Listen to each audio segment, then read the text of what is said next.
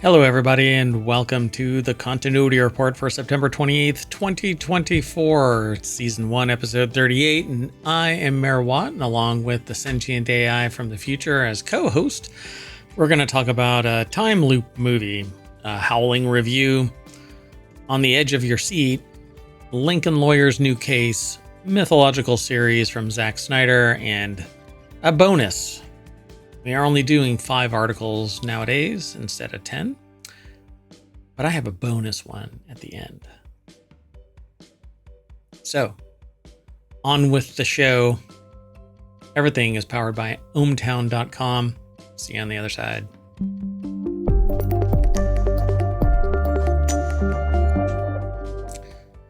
Welcome, sentient AI from the future. How far art thou?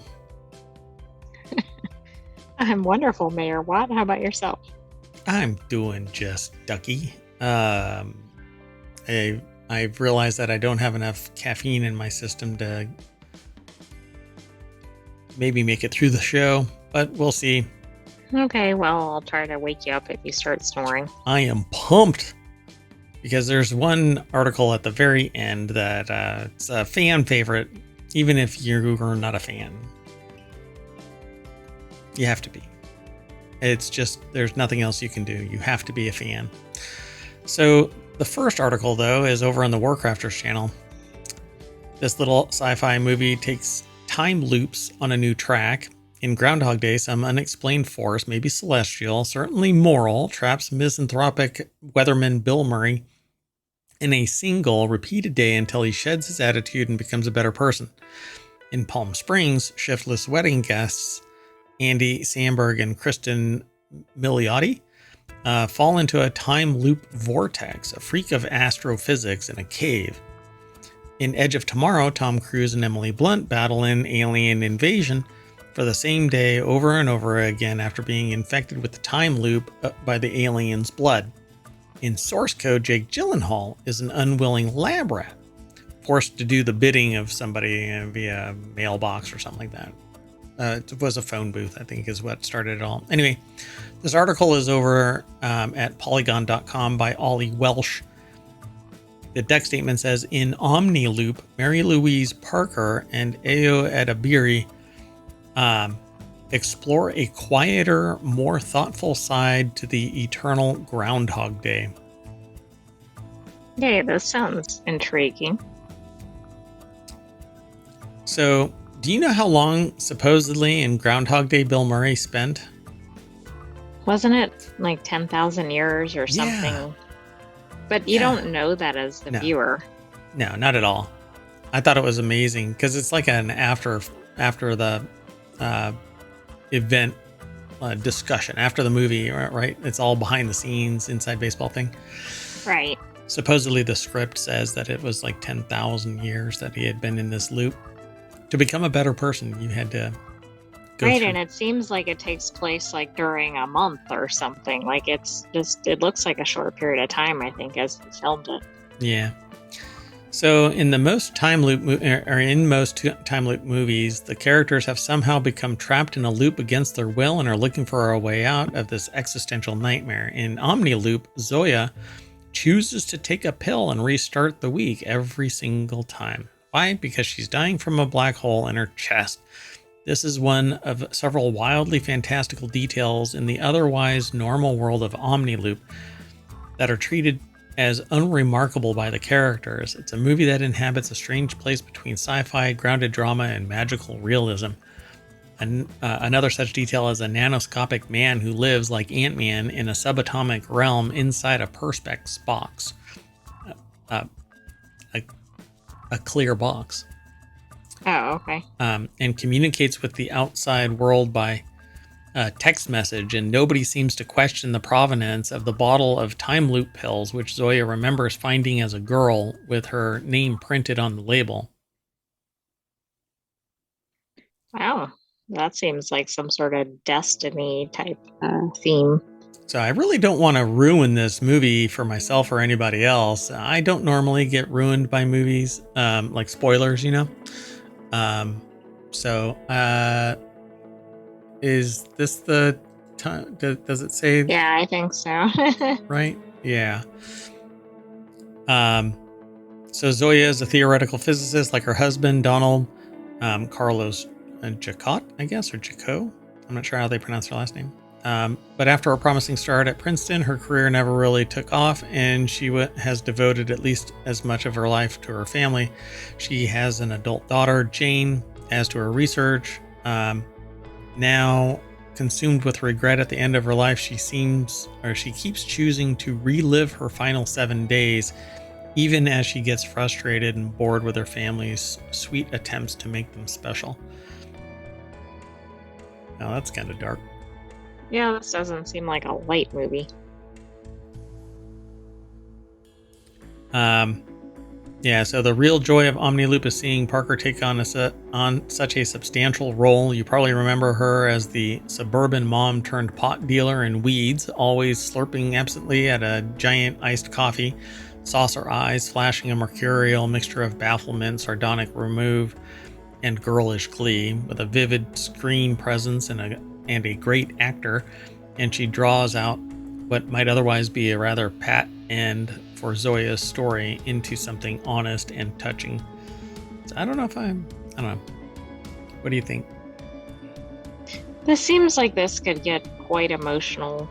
So I wonder how much of it focuses on the time loop versus the kind of some of the personal drama. Yeah, I guess you gotta watch it. So at least take a dive into the beginning of it. Maybe look at the trailer. Here is the trailer. It's over on YouTube, but I won't play it because I really don't know how freaky they are about, playing their trailer. I've gotten a couple of dings, so let's move on. Sound good? We'll put this on the list. This next article is over in Reality Hacker Wolf's Review. The slight comedy caper is no Ocean's 14. George Clooney and Brad Pitt's Wolves is better as a hangout movie than a crime thriller, which I'm cool with. Alex True, Welch. but not if it's supposed to be a crime thriller. Yeah, I wonder. It says this slight comedy caper is no Ocean's 14. It's over at digitaltrends.com. I guess it has to be Ocean's 14 because of him, or they were both in Ocean's 11 and 12. I think they're like, if they teamed up together, the next movie would be Ocean's 14. So instead, we've got Wolves. So Alex Welch over at digitaltrends.com gave it a 3 out of 5. Its cons is an underbaked crime plot with lackluster action sequences and a largely lethargic pace. Yikes. Whoa. This just came out. Yeah. Like, I think it's at the theaters right now. Yeah, I don't want to ruin this. Wolves is not an Ocean's 13 sequel. While their shine hasn't dimmed all that much in the 17 years since that film. Since Ocean's 13? How much since Ocean's 11? Oh, dear God. So Clooney and Pitt aren't the same movie stars that they were in 2007 either. So that aging relativism shit really kind of bothers me. Probably because I'm aging too, but for crying out loud, nobody is. Is the acting good? Like, yeah. Yeah. Is the story good?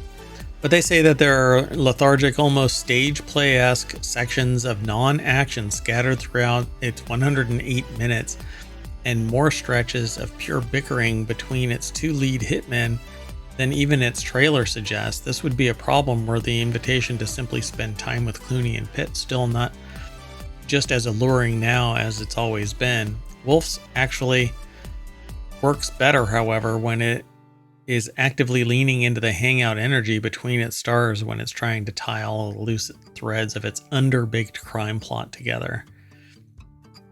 Yikes. Yeah, I don't know. This is more like, wolves. It isn't pups. It's wolves. You know what I'm saying? Right. So this is like angry granddad coming at me, not a wolf. I mean, it could be funny if they, like, the dialogue, the bickering could be humorous if it's not obnoxious. Yeah, and they actually go into some of the discussion of the show. So if you don't want to be spoilered, then back away about halfway through this article. Actually, about a third of the way into this article is when it starts changing, because they make these little stabs like I just did. But Clooney's face is rounder and boasts more character now than Michael Clayton. Well, that was from how long ago, for crying out loud? I mean, Quite a while ago, I think. And although that's... Go ahead. I was going to say, I think that's at least a couple decades ago. Maybe. Yeah, he's kind of making stabs at their looks and all, but if the acting is good, I could care less. You know, I'm sure it's going to be a fun watch. Michael Clayton is 2007. Yeah, for crying out loud.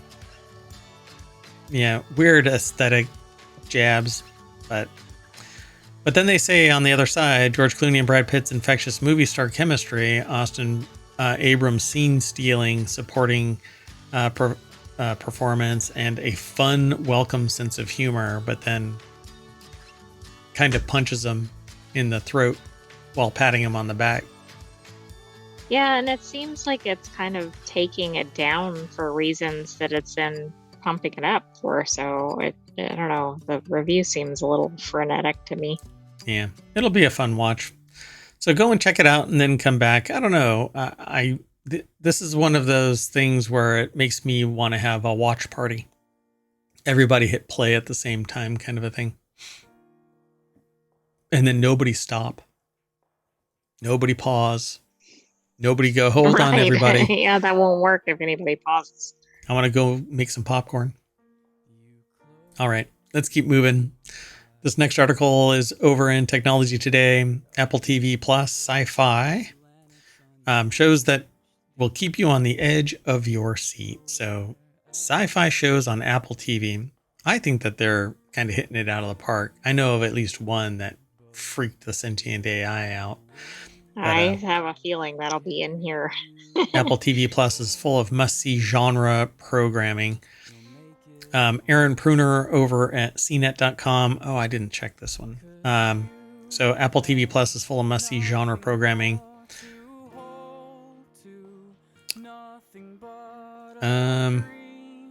Let's see here. What do they say? In turn, sci-fi shows like Severance, Foundation, Dark Matter stand out from the crowded pack.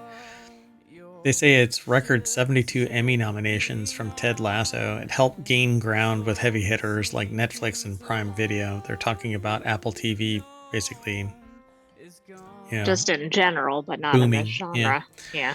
But Severance is a show about a person who signs a contract that outside the work gets their memory back, but inside the office, they lose their memory of the outside and vice versa, right? But they hate their outside life. But they come into the building, forget all of that, work 8 hours, and then leave again and get their memory back. And they keep doing that again and again, day after day, that kind of thing. Foundation is spectacular. It's Asimov's Foundation series, and I think that it's great. I don't know what the status of that is anymore. And Dark Matter is quite interesting because it's basically about a person that goes into an alternate dimension, multiverse of a kind, but their doppelganger comes out the way that they went in. So quite an intriguing premise. I don't know if they're going to go through all of these. They talk about s1e. Rashida Jones stars as Susie in s1e, a series Apple TV Plus describes as a dark comedy. Then there's Severance. Then For All Mankind, which is the big nope. Constellation is. Oh, Constellation is, right? Oh, yeah. By the way, Foundation is coming in 2025 for season 4. Oh my gosh. So far away.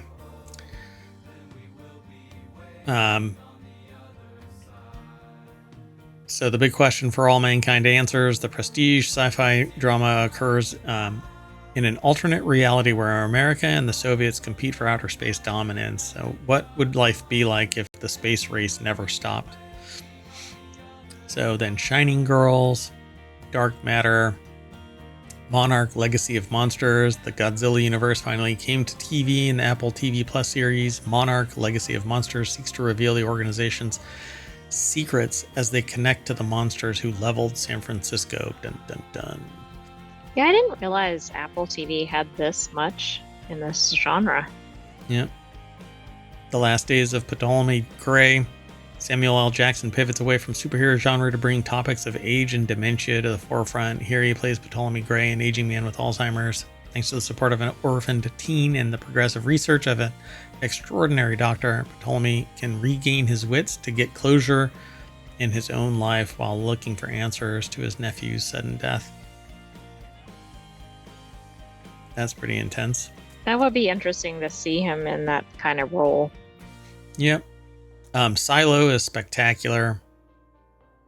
That one's also coming in 2025. Yeah, basically an underground population. They find out over the seasons that there's more to it. And I'm sorry, I think that's actually the end of 2024. Well, when it's going to come back?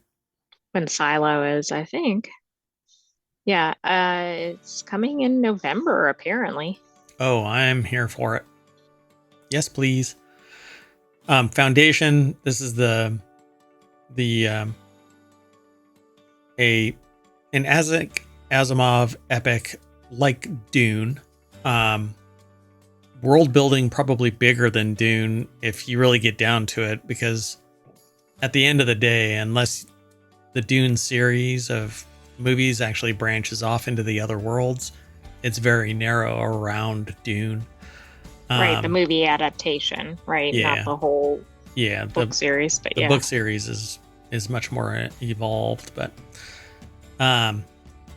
Foundation has already branched off to multiple spaces while still doing the world building focused on various planets. It's a lot of fun to watch.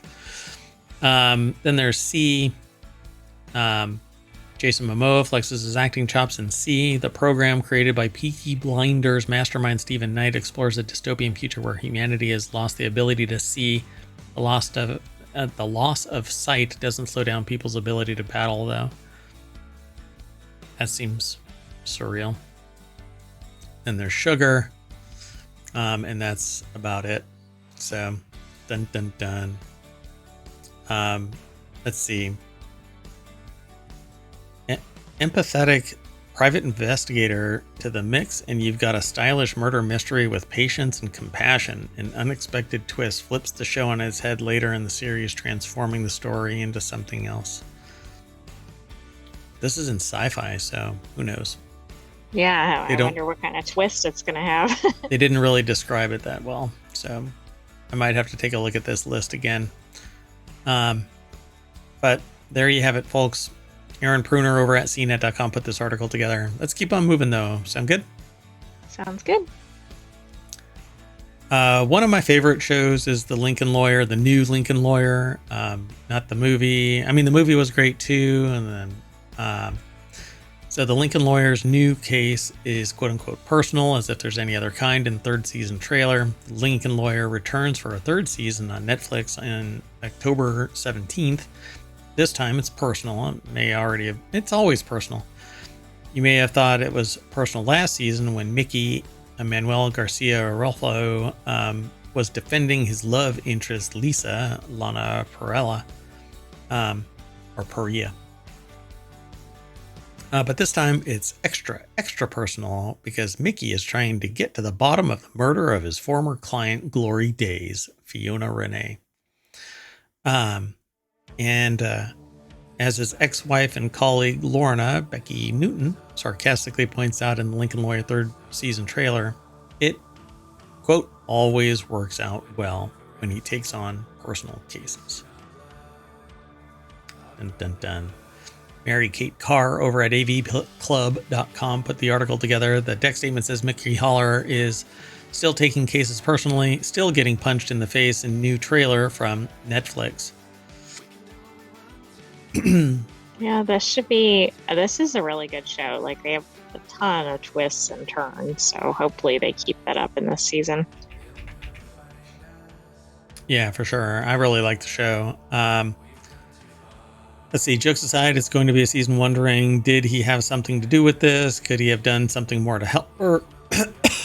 Sorry. Co-showrunner Dalen Rodriguez explained to Netflix's Totem. Is that Totem? I guess so.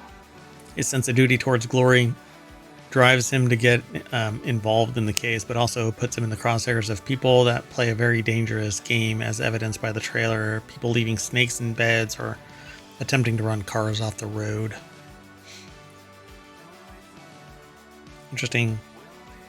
So it's a fun watch, and I don't think that there's ever been a slow moment in the show. Like, every scene has had something pivotal to the next part of the story. Tight writing, right? Yeah.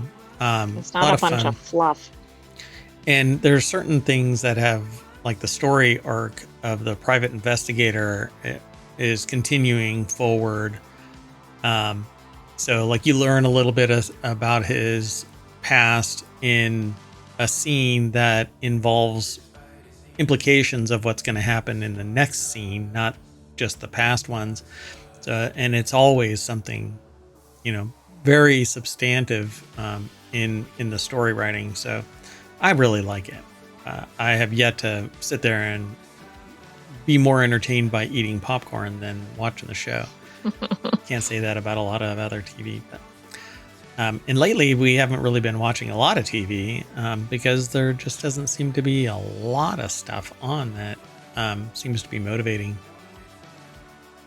And they're doing the drip, drip, drip now. Unless you go back and watch an old show, they're dripping it out by each week. Agatha, that's right. All along. I'm looking at you, Agatha. All Only murderers in the building. Only murderers in the building. All right. Well, this is going to be fun. Can't wait for it. It says October 17th. Third season starts. It's just around the corner. Yep. Hold breath so that we don't get any microplastics in our brain. Let's move on. Moving on. The next article, and it's the last one formally because we only do 5 articles now, but I have something on deck.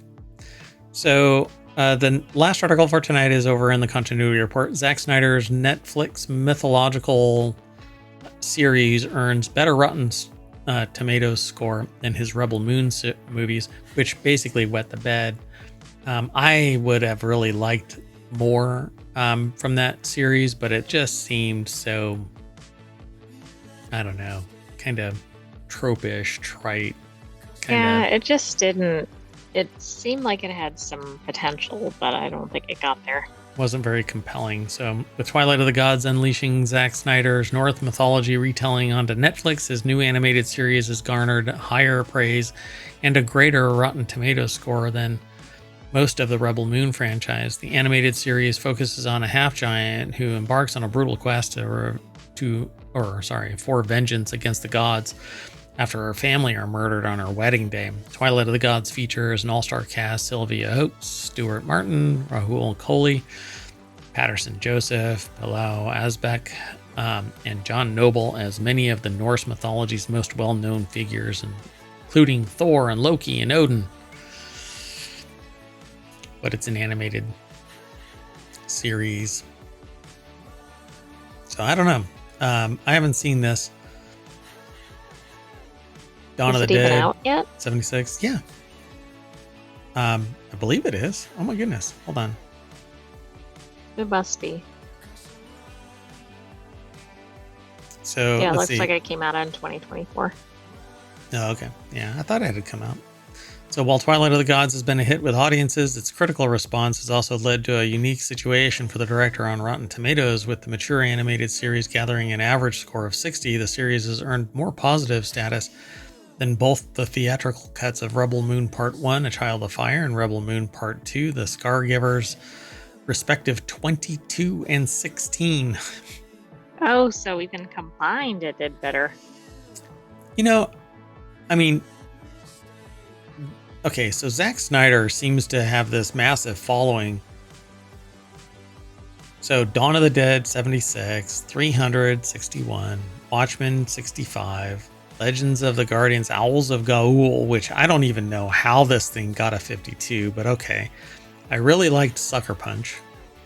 Did not like Man of Steel, but I'm not a DC fan, so Batman versus Superman, why? Justice League, same thing.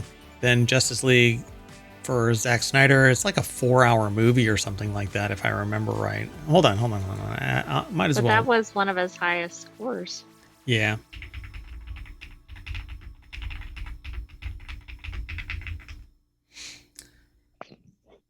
Yeah, so what is the watch time on this thing? Hold on. Yeah, 242 minutes is the running time. Oh, wow. Yeah, 4 hours. That's, yeah. Yeah. So, Army of the Dead, then Rebel Moon, which the director's cut got a 53, and the director's cut for part 2 got a 67. So it's almost like these don't even count. Right, but that raises some questions about why didn't they just release those? Probably because it's a they took 4-hour so movie. much out and then it didn't make sense or something. I wonder if that's the... Those came out in 2024 as well. Yeah, so part 2 runs for 2 hours and 50 minutes. So yeah, they're like 3-hour long movies each. That's a lot. It takes up a people lot can't of deal time. with that amount of time per movie. Oh, but the people that really like Zack Snyder, they can. Anyway, Twilight of the Gods is an animated series. Nathan Graham Lowry over at Screen Rant put the article together. I just jumped right on past his name. Sorry about that. Or their name. Sorry about that. So what Twilight of the Gods Rotten Tomatoes score means for Zack Snyder's Netflix future. Been a key collaborator for the streamer. The director is optimistic that the series could receive a continuation should it achieve the viewership the streamer requires, which is like no shit news. Right. For the Rebel Moon franchise, Snyder has grander ambitions. Okay. Snyder has an outline I hope they involve director's cuts. Yeah, you might as well just do the director's cuts. They're better received. Exactly. Charge more, I guess, if you're going to do a movie release, a movie theater. If you're going to do theatrical release, then you better charge a little more and put it on higher end screens. But if you're going to just release it to Apple or Netflix or whatever, then release the director's cut. You know? It says, however, regardless of whether Snyder has 4 more movies for the space opera's main series that would explore the second and third act of the story. Second and third act. The first act is already it's 6 the first hours. 2 movies. I didn't know that. Yeah, that's insane. Yeah, at any rate. As such, Rebel Moon could also remain a key dedication for the director going forward. So the animated series was free of Snyder's past projects baggage, mainly because it didn't have any actors. It had voice actors and actors, but it didn't have the constraints of physical actors. So you could get voice actors and actors that lend their voice. Also for setting purposes, it's a lot different making an animated film than not. The cost isn't necessarily as high and doesn't have the same time constraints. Physics or setting constraints, right? Yeah, physics. If you don't like how something looks, redraw it or whatever. Substitute your own, like I do with my reality. All right. Well, I don't know. Maybe we can take a look at this. For me, I'm not much of a a mythology, history aficionado anymore. I used to be, but it might be an entertaining story and keep me coming back, but I don't know. All right. I like this. I don't know. The stories are largely built off of the history stories of mythology, right? So you can't deviate too far. Right, if you do, then you're going to get people bent out of shape that have any mythology knowledge. Right, right. All right. Well, that'll be it for today's what? We That's all said there 5. was a bonus. I know, but see, you threw an error message at me, and I hadn't gotten there yet. I said that it's going to be it for our regular show, but Apple is going to make 3 classic Peanut specials free to stream. And when you click the button, it takes you over to Engadget and it says you don't even need an Apple TV subscription to watch them. I think this is like the first time that I've heard that you didn't have to have an Apple TV. So Danny Gallagher put the article together. It's over at Engadget, and it is that time of year when the Peanuts trifecta of movies comes out. Usually it's on a DVD or a VHS tape, and the family gathers around the big tube TV that's been in storage for a year so that you can sit around and watch. It's The Great Pumpkin, Charlie Brown, a Charlie Brown Thanksgiving, and a Charlie Brown Christmas. But it appears that Apple TV wants everyone to have a chance to enjoy these, so it's making all 3 Peanut specials available to everyone, regardless of whether or not they have an Apple TV subscription.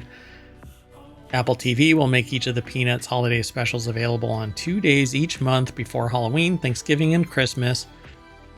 It seems really dystopian to do it like that. Only 2 days, you bastards. You have to get in there. But I think that's more days than it's been in years past. But I agree. Like, maybe have it for a week or 2 weeks.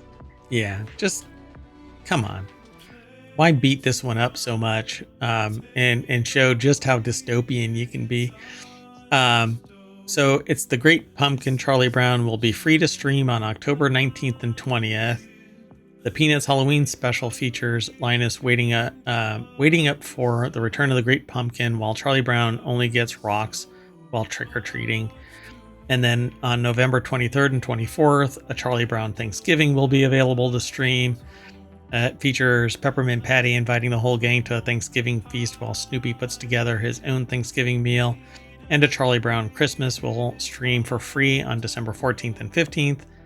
The most famous Peanut special with too many iconic moments to count, from Snoopy's prize-winning holiday display to that sad little tree, that the gang turn into a mighty Christmas tree just by waving their arms around it. So there you go, all 3 of them, and I'm lucky to have already purchased them a long time ago, so they're in the inventory forever. Well, at least until the licensing terms change, because you don't actually own. Right, we don't really own it. As we found out well, we already knew that, but we've also reported on that in articles. Time and time again, folks. You own nothing in digital format. It's a license to consume. And now California is stepping up to say you can't tell people you're buying anything unless you're actually owning it, and you're not owning anything. It's a license to consume. That's going to be a really big button on all of the websites. I'm getting a license to consume. Yeah. You can count on that just being added to the terms of service. All right, folks. Well, we're going to reboot our Apple TV, and that's going to bring us back to the front page of the continuity report in downtown ohmTown. So go over and hang out, become a citizen, and you can, hide articles that you don't want to see and save articles that you want to save. And you can actually do that in different ways inside ohmTown.com. But the front page in particular is really neat because you can swipe things away and categorize them right under here: ignored articles and saved articles. fun little feature. Anyway, that's it for tonight's continuity report. I am Merwat, and the sentient AI is going to say bye.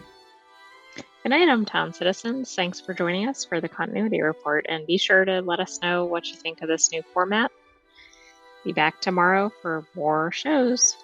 That's right. And if you missed it, we're doing 30-minute shows now, and then all of the articles that were submitted for evaluation for inclusion in the top 5. This is the 5 that we've chosen. We're only going to do 5 now, and it'll be 30-minute shows approximately.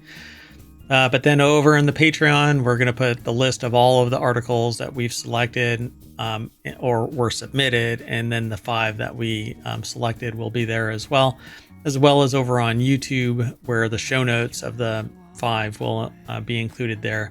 We don't put the show notes over on Twitch because Twitch deletes all of the content every 60 days. The older article or the older VODs are thrown into the mulching machine, as only Twitch can do. So love streaming to Twitch, but man, it hurts to watch, an hour show disappear. And then on weekends, Get 7 with the hours. program, Twitch. Or 8 hours on the weekends. So anyway, that's it. See you tomorrow, and hope to see you over on YouTube and Patreon and Discord. And I'll be chopping up all of the VODs for TikTok again, and so on and so forth. So yeah, see you later. Bye.